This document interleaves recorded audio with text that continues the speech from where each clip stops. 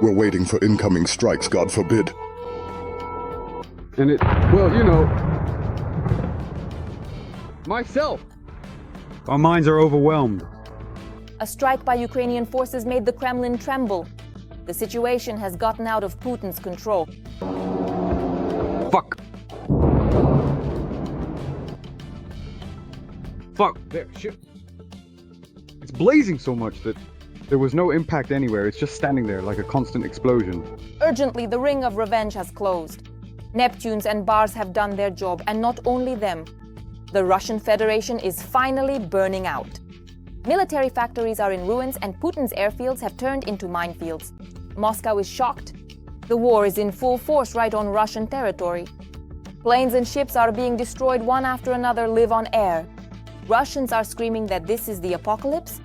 The retribution from the armed forces of Ukraine has never been this fierce.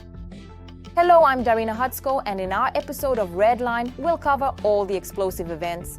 Watch until the end. Urgently, the armed forces of Ukraine have set a decisive course straight for Russia. An apocalypse is sweeping over enemy territory without any warning, unfortunately. The Russians are bracing themselves for the inevitable. God forbid anyone has to accept this knowingly. Our forces are working quickly and with lightning speed. Drones attacked the Russian city of Cheboksary. It is likely that the strike targeted a military factory.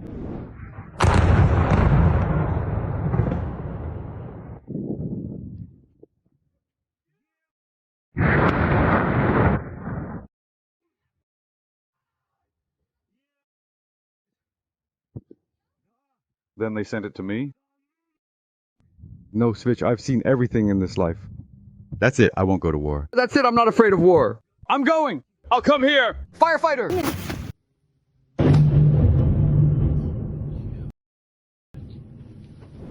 This enterprise is a leading manufacturer of electronics for Russian missiles and drones. In particular, it produces Kometa antennas. The factory is located about 1,000 kilometers from Ukraine's state border. It is part of the ABS Electro Production Association. From what was once a formidable factory, now only a pile of ashes remains. Explosions echoed, shattering the silence, and as soon as they subsided, the occupiers in a panic grabbed their phones, trying to capture their own apocalypse live. Footage of fiery pillars, collapsed workshops, and black smoke has already become a symbol of the complete collapse of their plans.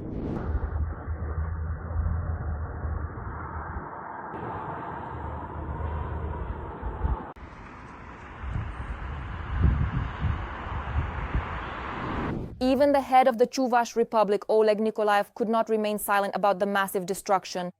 The official confirmed the attack but assured that there were no casualties, although the evacuation of the population is underway.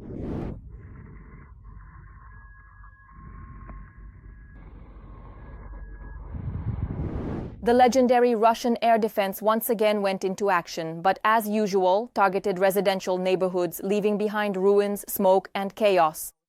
This night has definitely become a symbol of failure. You have to see this. They're falling, they're falling. The building, which stands here. It hit the dorm, it hit the dorm. The dormitory. It's impossible to miss yet another loud Russian failure. In occupied Zaporizhzhia, the defense forces carried out a strike that forced darkness to cover the enemy. A few key substations. Substations have been put out of commission. As a result, the entire frontline area on the Russian side, part of the region, was left without electricity. But the main thing is something else. The Russians were left without proper electronic warfare operations and without the ability to charge batteries for communications and various types of drones. The exact coordinates are kept secret, but the effect of the strike is immediately visible. Chaos and panic are spreading across all positions. Shock, fiery retribution for Putin. The armed forces of Ukraine used all their assets: missiles, artillery, special forces, coastal missile troops, and strike drones, Bars and Neptune missiles. Russia's defenses have been breached, and Krasnodar Krai has found itself at the very epicenter of this blazing show.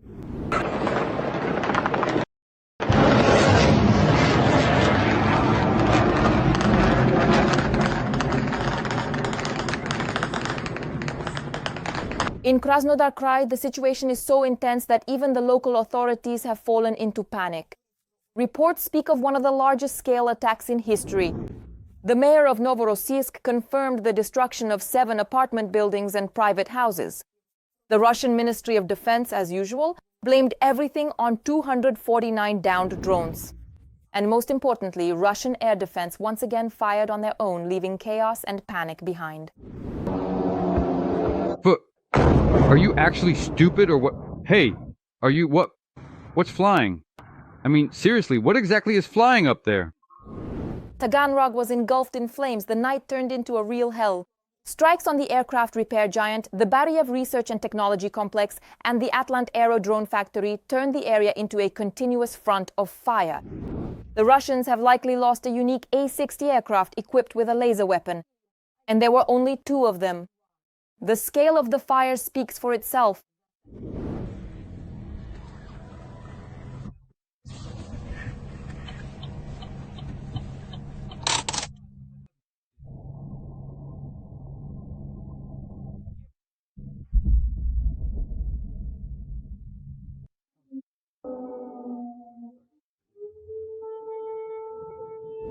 An explosion of incredible magnitude.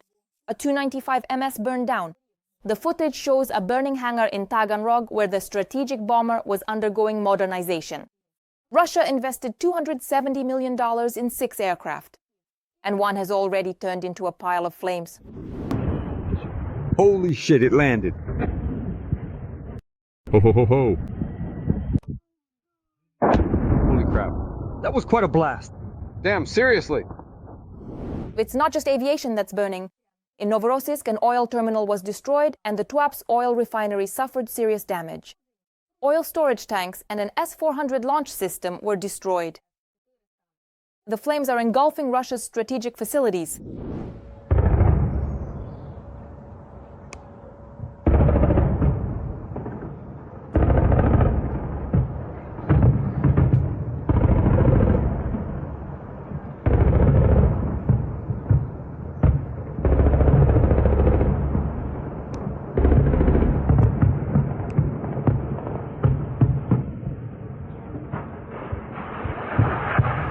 Everything is stable in Russia. Their air defense is once again firing at their own, and as always, with high precision.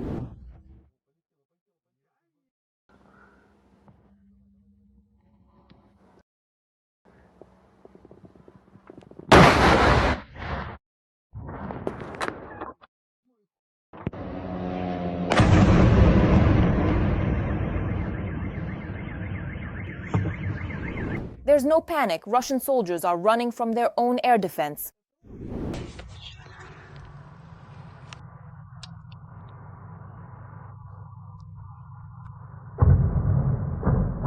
In short, they're soldiers. They were just on the embankment and literally running away from it. Moscow cried out in alarm. The Ukrainian armed forces unleashed a fierce punishment on the Russian capital. The Hungarians struck deep into enemy territory. Pokrovsk is ablaze with retribution. Ukrainian soil is white hot. The enemy is burning under the strikes of the Ukrainian armed forces. Kupiansk has become a symbol of the collapse of the Russian army, and the Russians are suffering devastating losses. Pressure on the Kremlin is mounting from all sides. The US is preparing for a decisive moment. Details of these explosive events are coming up next in the report. Only shelling is possible. Moscow and the region. Drones attacked the Shatura power plant in the Moscow region. Previously, the power output node of the State District power plant was hit. It is this power plant that supplies the capital region of the Russian Federation with electricity and heat, according to the Russian publication Astra. The season of raids on Russia's strategic facilities continues. Friendly drones paid a mass visit to the KSTO in the Nizhny Novgorod region. Reportedly, the targets of the attack were the Lukoil Nizhny Novgorod oil refinery, the Nefteyorg Syntes plant, and the Siburg-Stovo petrochemical plant. Ukrainian defenders are also successfully hunting the enemy in the Pokrovsk direction. During an attack by SOF fighters, enemy personnel at the hostile position were either eliminated or taken prisoner. Additionally, with the help of an APC, 3 wounded soldiers from an adjacent unit were evacuated. According to Over the past week, more than 400 Russian occupiers have been eliminated specifically in the Pokrovsk area. the air assault forces reported the clearing of the central part of Pokrovsk. The Russians were removed from the area of the railway station, the Pokrovsk Pedagogical College, and Soborny Square. This made it possible to block the occupying army's attempts to amass forces there. In addition, military strike operations are also being carried out to eliminate small assault groups of Russian occupiers who have entrenched themselves in the urban buildings of this settlement. The main fighting is taking place in the area of the high-rise buildings, which are being held by Ukrainian defense forces. at the moment, the enemy is unsuccessfully trying to cross into the northern part of Pokrovsk via the railway, but is suffering heavy losses. The occupiers were also blocked on another hot front, the Kupiansk direction. At the moment, the supply of the occupying army's units in the Kupiansk area is being carried out using heavy drones. In addition, it was possible to completely block any further advance of the occupying forces in the direction of the key lifeline is the Kupiansk railway junction, and this is the strategic objective of the Russian occupiers in this direction. The coming months will be critical for Ukraine. This is the opinion expressed by American military officials who visited Kyiv last week. Moreover, the media reports that Europe is preparing for a possible halt in US aid to Ukraine. At the time when information appeared in Western media about in 28 points of the so-called peace agreements, the defense forces of Ukraine struck Russian Federation territory using specifically American equipment. They were talking about ATACMS missiles. The tactical and technical specifications allow for a range of up to 300 kilometers for striking targets. Their use without the consent of the US military and political leadership was impossible. The US Special Representative officially stated clearly and categorically that if the Russian Federation does not come to the negotiating table, the US will expand the scale of military and technical assistance and support to Ukraine and will also introduce additional so-called secondary economic sanctions against Russia, strategic economic partners of the Russian Federation. Meanwhile, Russia's presence in Europe itself has increased significantly. The UK Ministry of Defense announced the interception of a Russian warship and a tanker. According to the British Military Department, over the past 2 years, the number of Russian ships passing near British waters has increased by 30%. Pokrovsk. Urgent changes on the front line. The enemy actually did it. The first footage, an urgent counterattack by the Ukrainian armed forces near Kupiansk has changed everything. Putin's army has been overwhelmed by defeat. A drone took down a Russian helicopter. This happened for the first time. Our revenge worked. A barrage of misfortunes has struck Russia. Near Zaporizhzhia, the dictator suffered a loud fiasco. You have to see this with your own eyes. Yesterday, 3 platoons were eliminated and more than a platoon was wounded. The General Staff of the Armed Forces of Ukraine shared details about the battles for Pokrovsk. Thus, the defense forces destroyed 60 Russian assault troops who, in the fog, tried to advance to the city center and gain a foothold. Another 23 people were wounded. As a result, the occupiers' attempt to break through failed.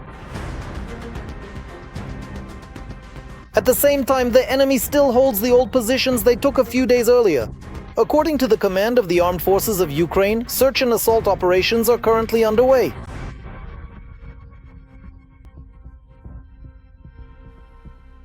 The enemy, who entered through the southern outskirts of Pokrovsk, has already established a secure foothold there. The foothold is already being supplied logistically, and as a result, the gray zone is very large, probably the largest part of the city today. Although movements on the northern outskirts of the city, in the northern part of Pokrovsk, are currently being held back, particularly by our paratroopers. Another direction that regularly appears in military reports is the Kupiansk direction. Despite Gerasimov's report about the encirclement of around 5,000 Ukrainian soldiers there, our command denies this information. On the contrary, they are reporting on the successes and advances of the defense forces. Today, it has not yet been possible to push the enemy beyond the limits of Kupiansk itself, but the counter-attacking actions demonstrated by the defense forces today are noteworthy. These are gradual movements, not some kind of large-scale counter-offensive operations, but rather counter-attacking actions. Nevertheless, these actions are allowing our defense forces to regain certain tactical positions that were lost a few weeks or even months ago, right in the city of Kupiansk itself. The Russians have also become more active in the south of our country. The Zaporizhzhia direction, from where the general staff of the armed forces of Ukraine was drawing reserves to Pokrovsk, had been bringing rather alarming news for several weeks. However, the situation has now been stabilized. The active offensive operation that they officially declared just about a week ago is, at this point, no longer actually taking place or occurring anymore. Right now, we are striking and using firepower against their reserves. What is particularly important to note is that they have now started to lose the railway, which supports these groupings. Analysts say that the situation in Zaporizhzhia remains difficult. The enemy continues to amass forces and, using sabotage groups, is infiltrating villages under Ukrainian control along the bottom of the Kakhovka reservoir. However, these attacks repeatedly end in failure. The Russians once again failed to take Stepnohirsk or even the apartment blocks in the southern part of the settlement. Only a few houses are under enemy control. Additional pressure on Stepnohirsk is created by the enemy's attempts to break through. But as they advance, moving forward with steady determination, each step is taken with care and purpose. Their eyes are fixed on the uncertain path ahead, and though challenges may arise, they continue onward, united by a shared sense of hope and resolve. In open fields, the enemy suffers enormous losses there thanks to our artillery. Because of this, the occupiers are no longer given equipment and are sent into the assault exclusively on foot. At the same time, the defense forces managed to strike not only along the front line, but also deep in the Russian rear. In particular, the past day was marked by an unprecedented incident. Special Operations Forces shot down a Russian Mi-8 military helicopter over Russian territory using a long-range drone. As noted by the agency, this opens a new chapter in the war, with capabilities for the armed forces of Ukraine never seen before. Previously, helicopters in the air were taken down by Ukrainians using regular FPV drones with a maximum range of several dozen kilometers and warheads weighing about 1.5 kilograms.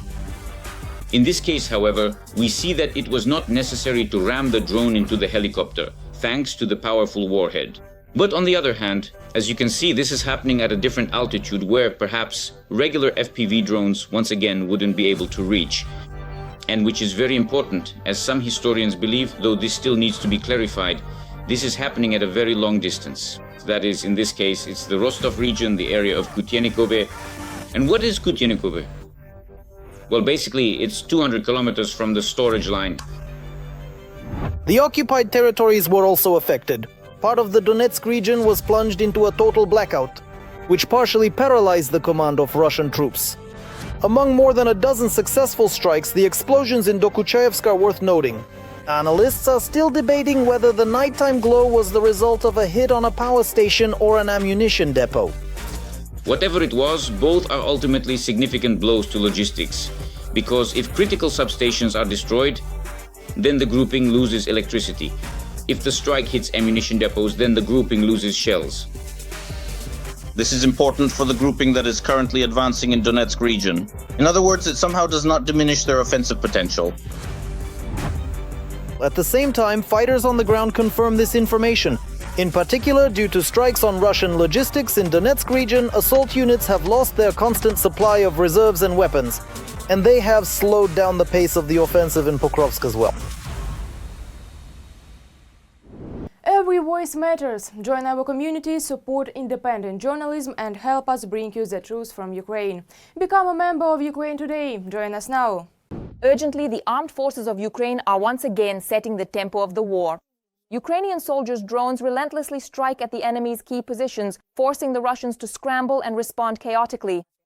Before our eyes, a true battle of technologies is unfolding. What new tactics are Ukrainian forces employing, and when can we expect a decisive strike? All the details are in the following report. A UAV operator from the 110th Separate Mechanized Brigade perfectly drops a grenade into a trench with Russian soldiers. One of them tries to throw out the explosive but doesn't make it in time. As a result of the successful drop, several occupiers were eliminated. This is exactly what modern warfare looks like now. There are virtually no assaults or frontal attacks with equipment. Drones have put an end to positional warfare. An article with exactly this headline was published in the American outlet Politico. Combat operations in Ukraine no longer resemble the trench warfare of World War I. Instead, drones have erased the continuous front line, creating a kill zone. As a result, a gray zone of chaos has formed, stretching about 20 kilometers from the front line, where drones hunt for soldiers. The wounded are left to die, as evacuating them is extremely difficult, and delivering ammunition, food and water to the soldiers fighting there is nearly impossible. The sky above the gray zone is shrouded in smoke from the drones. UAVs are equipped with thermal imagers, cameras, bombs and cannons. And some lie for hours on the roads waiting for military vehicles to pass by. At the same time, there is a hunt for UAV pilots who are sitting dozens of kilometers away. We have moved on to a war of drones against drones. Now drones can set up ambushes, intercept enemy logistic systems and disrupt supplies. In addition, it has become more difficult to hold positions. If you are detected, all the weaponry in the area will immediately be directed at your destruction. Pavlo Polisa, Colonel of the Armed Forces of Ukraine. Russian military propagandists are quoting this article, but as always, in their own way. Here is one example of Russian propaganda, where it is claimed that Russian drones are giving the Ukrainian armed forces no respite, although in reality it's exactly the opposite. Because of Russian drones, Ukrainian soldiers are forced to stay at their positions for weeks. Drones make evacuation, rotation, and the delivery of ammunition and supplies extremely dangerous. Information from open sources shows that it is the Russian army that abandons its wounded soldiers instead of evacuating them. Today, Russia is also trying not to fall behind in the production of various strike UAVs. Indeed, in frontline areas, the enemy has started using a new type of Iranian drone, Shade 101, a combat unit weighing 8 to 9 kilograms with a flight range of several hundred kilometers. So far, the occupiers have not managed to localize the production of this drone to Russia. The UAV was manufactured in Iran in 2024, but it's only a matter of time. The Russians quickly learn from their mistakes. We're going head-to-head with them, and they have some very impressive developments. They have a well-established and firmly entrenched system, one that has been carefully developed and maintained over time. Their scientific efforts are not only functioning as intended, but are also producing tangible results. They have managed to crush and break down the internal resistance to the war, ensuring that any opposition from within has been effectively dealt with. That's why they have these developments. Their machine is working, they were preparing for war, they improved the Shaheds, and they made Lancets based on Israeli drones. Drones have become so effective that they've even pushed artillery away from the front line and made it impossible to use armored vehicles to supply the troops. Drones have become useful for delivery and evacuation, combat reconnaissance, and remote mining, tasks that were previously usually carried out by people in war. Despite different resource capabilities, Ukraine now has parity with Russia in drones and in some areas even an advantage. But the development of this military component doesn't stop for even a minute.